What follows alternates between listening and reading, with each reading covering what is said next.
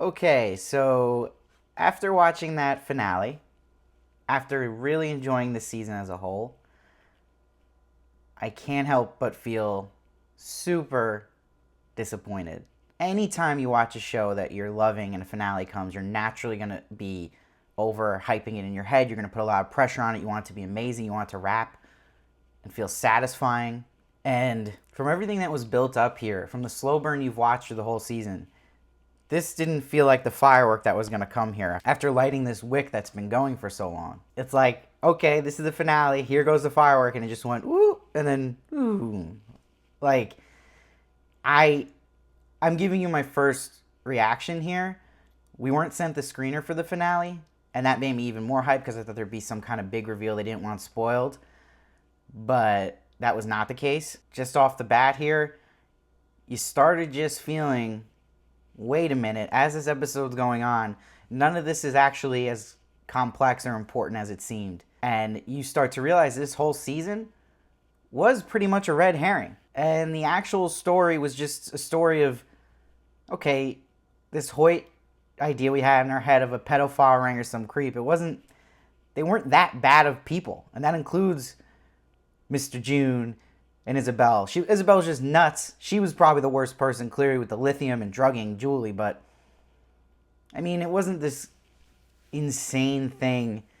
And what the problem is when you have a season that's all giving you red herrings and then kind of giving you just a vanilla resolve is exactly that the red herring is actually smarter and more interesting than what we got as an ending. And it makes you feel kind of toyed with. Why even show Matthew McConaughey and Woody Harrelson in the last episode if they really had no connection and no meaning to this? It's just a tease. That felt silly now. So all these people on Reddit with their complicated theories and ideas, it kind of was just, oh, someone had theorized this, but it was, people were like, no, that can't happen because it's kind of just obvious and a little boring. And that's what did happen. And you can't tell me that Mike working as the landscaping guy at the Covenant was this big reveal.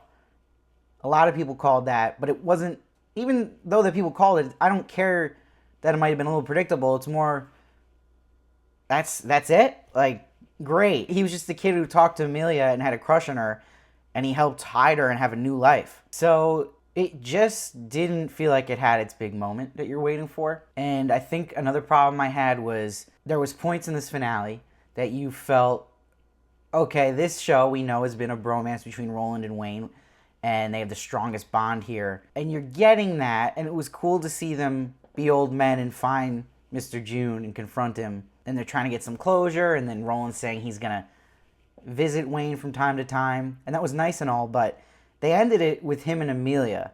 And that story, to me, ended really weak and wasn't super strong the whole season. And to have Amelia just seem so suspicious and more to her character, there really wasn't. It didn't turn out that way. It is what you see.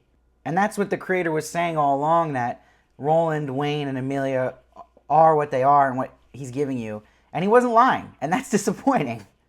For a show that's mysterious and with the detectives, you'd think it'd be a little more clever than that. This really then was solved in episode 6, this show. And if I was rewatching the season, now I wouldn't want to watch episodes 7 and 8. Even though I really liked episode 7, now in my head I'm not going to like it as much because it kind of set up like all this great stuff was going to happen, and it didn't.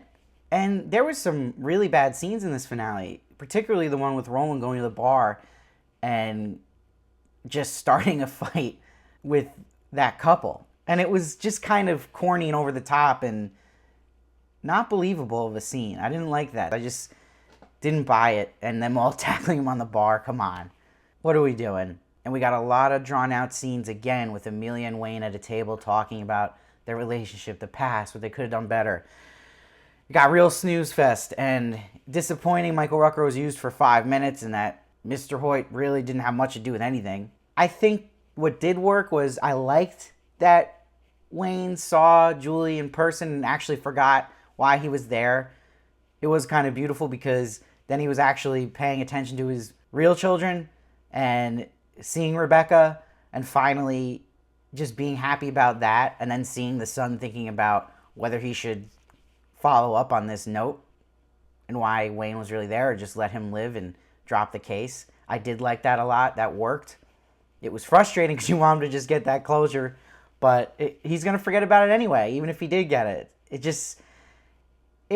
I think, would piss off a lot of fans, though. Like, people are going to be mad that Roland never got to see that Julie was there the whole time, that Wayne never got to have that conversation.